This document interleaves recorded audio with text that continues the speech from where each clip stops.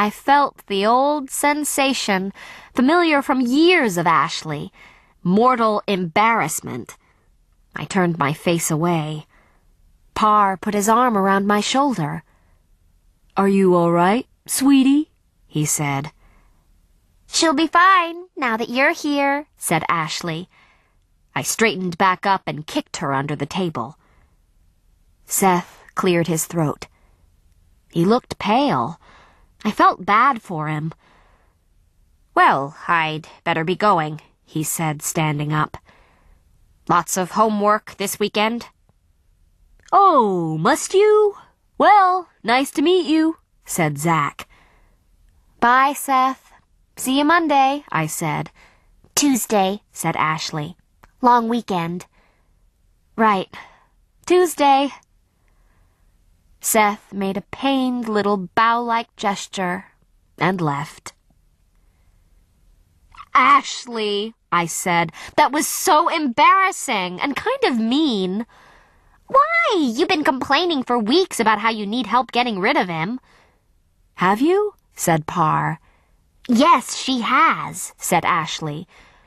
"You know, it's meaner to let him keep hanging around when you don't actually like him. Now I won't have to chaperone you all the time." Something in that sentence made Zach look at his watch. "Oh, gotta go. Come on, Ashcan, I'll give you a ride home," he said. "Thanks, Zach, that's okay, you don't have to," began Ashley.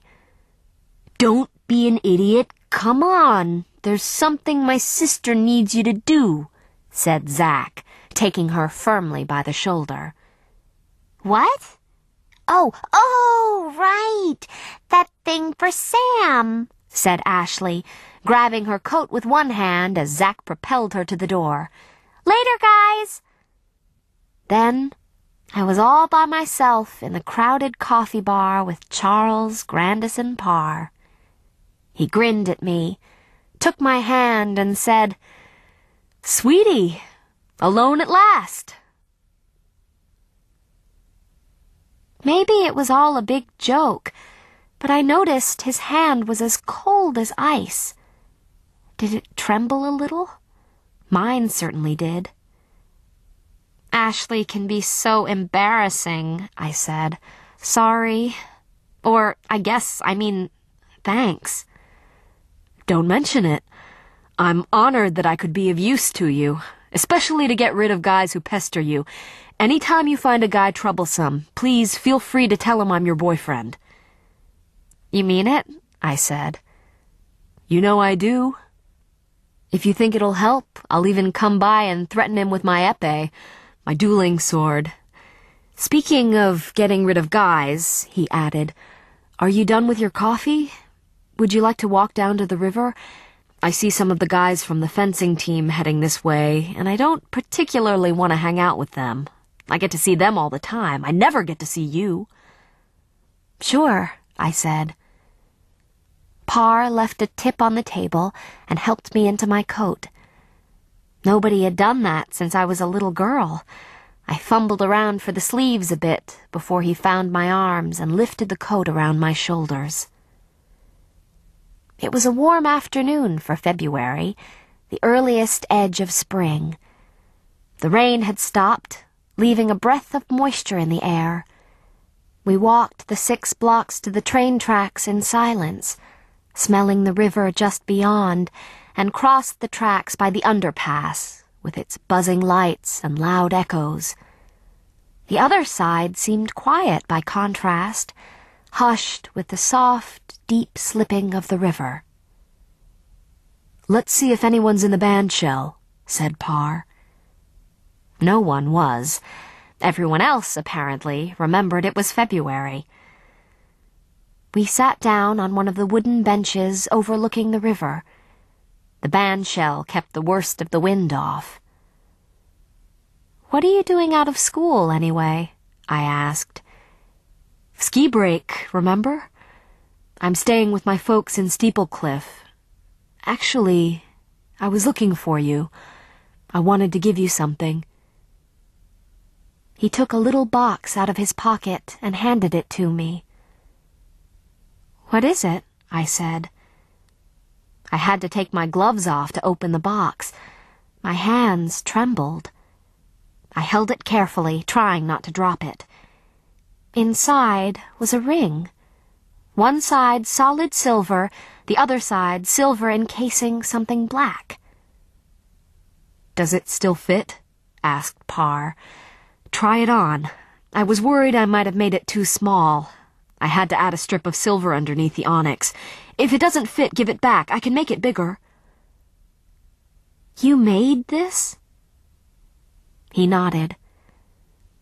The ring was too big for my fingers, but it fit my left thumb perfectly.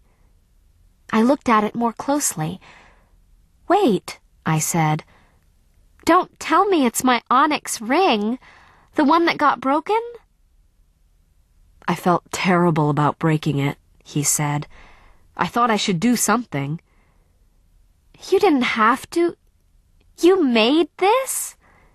But it's so beautiful. Is there anything you can't do?" He laughed. "Well, yes, tons. Most of the important things. One thing I thought I probably couldn't, but I don't know. I'm starting to think maybe I can.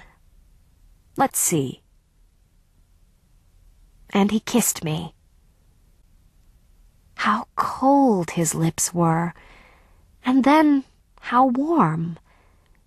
My 6th kiss, but my first.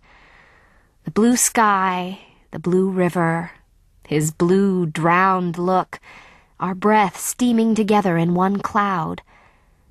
My cold fingers, his cold neck warm under his scarf. I touched his dimple. We kissed again. "I take it back," he said, his voice rough. "You're right. There's nothing I can't do."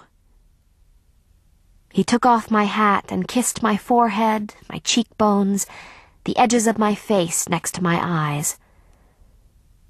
"I wanted to do that so badly," he said. "Especially that night." "Why didn't you?" I said.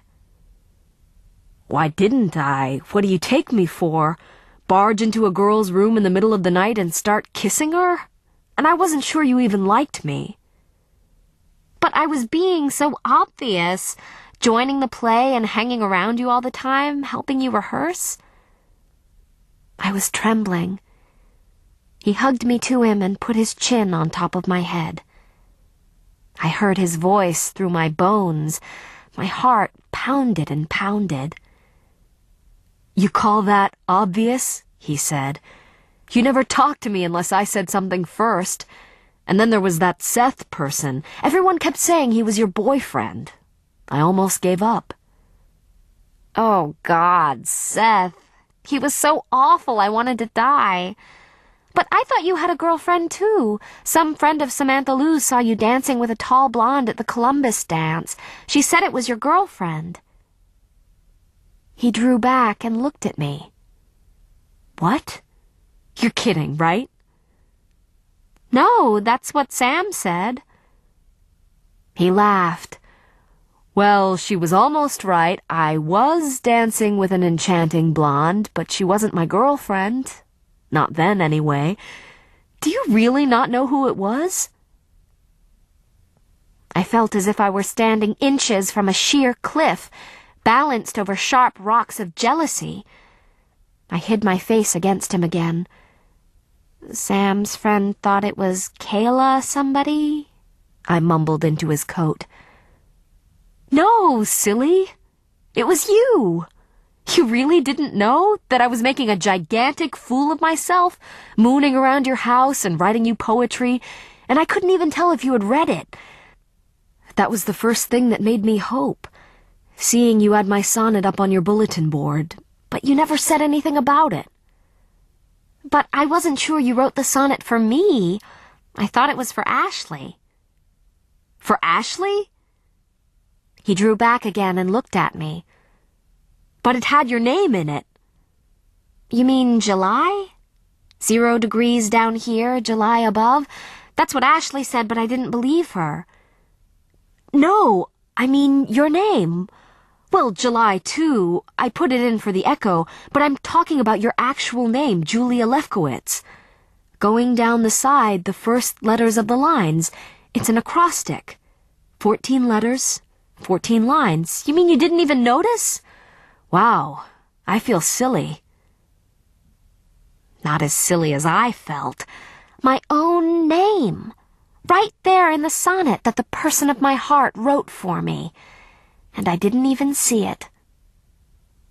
Okay, I'm a marshmallow brain, I said. Do you hate me now? The answer took a while, and was more absorbing than I could have thought possible. Afterward, I no longer knew how many